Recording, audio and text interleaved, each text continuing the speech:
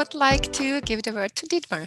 I'm originally architect and urban planner, but was also holding a chair for information science and in working with civil engineers. And so I'm in between economy, planning, and law somewhere in there. That's where I'm working since years and doing research, and especially in the domain of real estate and regional development. So what I would like to share with you is our three findings, and then examples that present these findings. Is the first thing is an appropriate use is the best way to preserve cultural heritage. So that means if we find to give an example, if a castle can be used as a youth hostel, for example, without destroying it, the cultural, the heritage value it has, this is nice, because normally you don't need so much state funding or donations to maintain the castle. So and much more of cultural heritage can be prevented. The second finding is cultural tourism can create win-win situations, or can create positive externalities or positive effects for society. Cultural positive effects, that means preservation of cultural heritage, but also social positive social effects, like cultural tourism can create jobs, income, qualification of local population, and also economic positive effects like small medium enterprise creation, GDP growth, and other things. And environmental aspects are, on the one hand side, endangered. On the other hand side, there are also positive examples for positive effects, like increasing the biodiversity and many other things. Third aspect, a very important aspect, is cultural tourism is a so-called cluster business. So if we talk about the improvement of cultural tourism, we talk about improving clusters. And this is what I understand. If I use the word cluster, I mean community. If you talked about community, my understanding was cluster. So this is, you see the difference to Sylvia's approach, but hopefully both is interesting. So I will show an example. It's called Koppelschleuse in Meppen. Meppen is Emsland. It's a very rural area between the Dutch and the German border, or in Germany, near to the Dutch border. And it's a rural area with low GDP. And I would like to combine the presentation with a small quiz for you. I will ask, the question is, what do you think, who was the driving force behind the development that I will show you now? I haven't thought about a prize yet, but question. So let's have a look at this example. This is where Meppen is located. It's between Bremen. This is one of the bigger German cities, and Amsterdam, somewhere in between. That's why it's definitely a rural area. This is the Watergate. Schleuse means Watergate. This is a very historic Watergate. I don't know how many thousand years old, but I'm not an historian. But this is one of the attractions of the site. And what also is interesting, canyoning is possible there because it's very flat. It's already the beginning. You know that joke. If you climb on a chair in the Netherlands, you can see already the sea. Yeah? So it's a very flat region.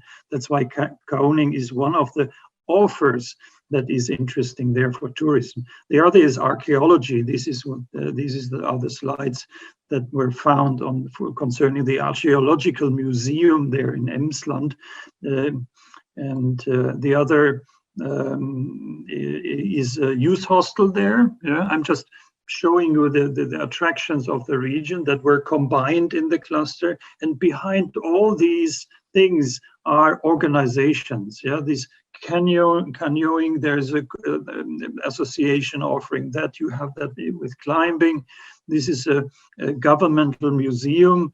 This is an association again. Youth hostels in Germany are organized by Jugendherbergsverband. It's also an association, and then this is the new building they have now. Wim tries to enter again.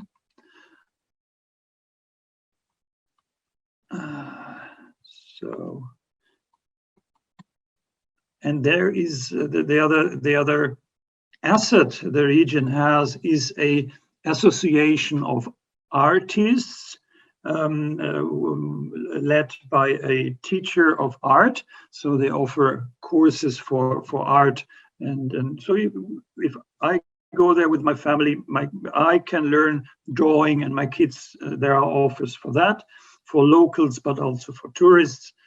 And then there is the Fangok Museum nearby. So you have to cross the border to visit it. But it also was a source for funding from the European Commission, because the development of this Koppelschleuse Mappen project was then founded by the European Commission, because it's a cross-border project. So it was a source for financial income. So this is a so-called diagonal cluster. I have the definition of diagonal cluster here. Diagonal clusters combine, diagonal clusters cooperation between companies or non-profit organizations, and the creation of a pool of previously separate products and services that the consumers perceive as one product. So this is Michael Even, one of the authors that deals, one of the researchers that deals with these cluster businesses, one of the few. And this is a so-called diagonal cluster. So there is a leading industry. In our case, it is the leadership was taken over by the youth hostel.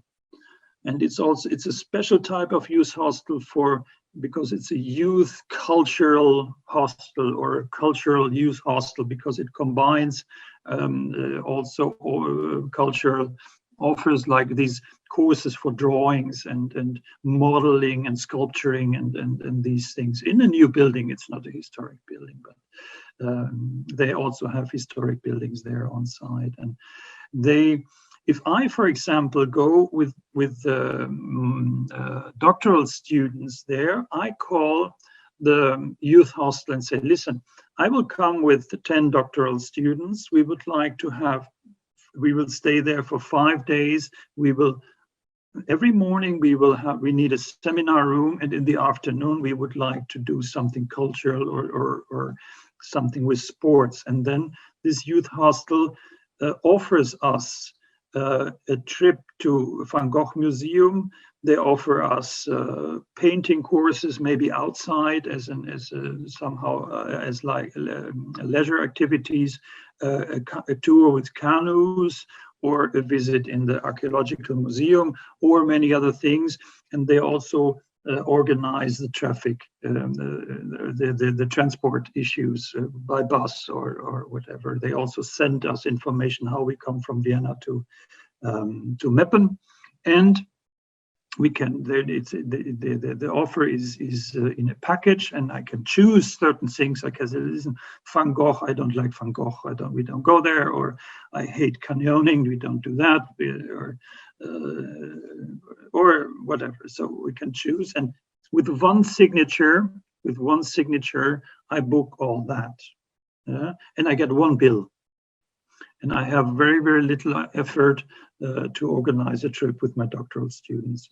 They have more than 30,000 overnight stays, meanwhile, and 30% of the overnight stays are teachers that come back. It's focusing on school classes, this youth hostel, because this is a one-stop shop for school classes or doctoral school trips or whatever. But 30% of the overnight stays are created by teachers that come back with their families, just to give an impression how well accepted it is. And interesting is that the the leadership was taken over by the youth hostel, so they have all the economic responsibility. They subcontract with bilateral contracts all the others, the competing organizations here. So it is not a new big umbrella organization. There was no umbrella organization created, but only the whole cluster business is organized with bilateral contracts.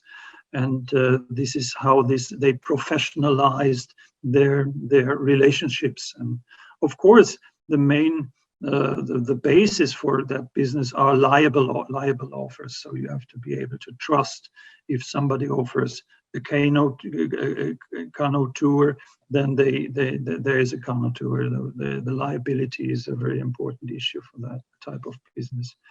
Back to the quiz. What do you think? Who was the driving force behind that development of a cultural touristic offer in a rural area? I read that there were 5 people coming together and deciding to do that. So I would guess from the community. Of course, but who brought all the people together? This is just what would it? I think that the leader was the youth hostel, because they wanted to increase the number of visitors and tourists to stay there and to create more incomes. And they find a way how to attract people and bring together in from 5 sectors in the region, and to attract people to come there more and more. Any other suggestions, Sylvia? What do you think? I thought the teacher. Dora? No, actually, I thought about also the community. I did not think about individually. One person who is very often it's one community is important, but community is very often created by a person who likes to do it and is able to do it. I'm not one of them, so I'm probably 2 stakeholders met at a great dinner, and with a great drink, they had a good idea. Nice suggestion. Maybe Dita, what do you think? Maybe students. The doctoral students. Yeah, maybe. Yeah, the prize goes to Sylvia, the teacher. These kind of things are coming from one person they don't start because of money. They start because of a vision and of kind of it's a project. The motivations are, if the motivation is money, it doesn't work. If the motivation is something else, then you can manage to move quite a lot. I think the money is the side thing, which needs to work. But we have that tradition with guides that do guide people by hiking. So I don't know the translation into English. We have Westerwaldsteig. Steig means this is a footpath through the mountains and all these things. And they are committed not to take money. Yeah? They never guide tourists on these footwalks for money. They do it voluntarily. This has a long tradition. Of course, they will get some pocket money or so, something like that. So again, the teacher was also leading this association for art and art courses in Meppen, and these courses were quite attractive also because of the landscape, and he of course was and is in love with art and education, and also with the landscape. So this was, and he started and to professionalize that, and is only a part-time teacher now. And of course he was able to involve this youth. He found a good partner in the youth hostel, and was also supported by the municipality.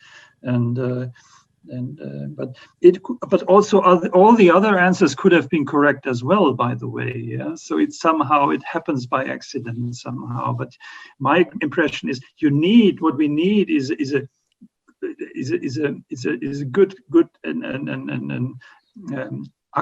accumulation of competencies, but very often there is one person that takes over the lead and has some brilliant ideas to develop these types of clusters. I will show another example. This is quite 1 hour and 10 minutes southwest of Vienna. It was a former skiing area, but now it's getting warmer, and the governmental organization for the ski lifts took off all the ski lifts there. All the hotel closed in that region because it's too low. They don't get state funding lower than 1,000 meters, and this is 900 meters, so they didn't get any funding. And the citizens were on the street complaining about the demolition of the ski lifts because when they were kids, learned skiing there, and they wanted their kids to learn skiing at home, but they were on the street, and nothing happened. And then they decided to start a business and to develop the region as a sportive, touristic region on their own. So the citizen took over entrepreneur responsibility, so economic responsibility, and said, okay, we apply, of course, for funding, but we will develop. We will not wait for the state or the government or whatever. So we do it with our business. So they have a business.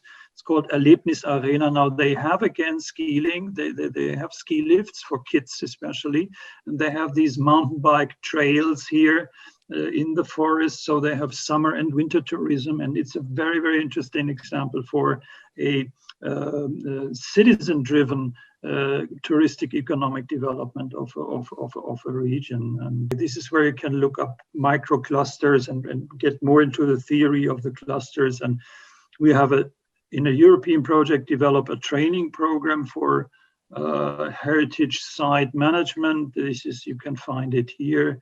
And this is something we developed in a European project as well. It's called EVOC. This is trying to understand how cultural touristic valorization works. So these are the goals, like small, medium enterprise creation, jobs and income, and cultural heritage itself doesn't have any economic value unless somebody does something. And the question is, where can the improvement start? The improvement of the cluster, the access to the offers, and the improvement of the marketing. This is where innovation is needed. This is the outcome of this EU Congress here in Vienna. We organized that, and this is about cluster businesses. Cultural tourism is a cluster business, and hopefully we can find a way to improve the cluster already during the workshop. So I don't know how many attendants we have, but it's about, this is something I didn't mention yet, it's about creating a one-stop shop, and it's about cross-selling. So the youth hostel sells the Fangok Foundation, the art courses, the canoeing and all these things, and they between us do cross-selling. And it's also about cross-financing, because not all of these things are per se profitable. So there could be Sylvia mentioned that already. There might be the need for cross-financing.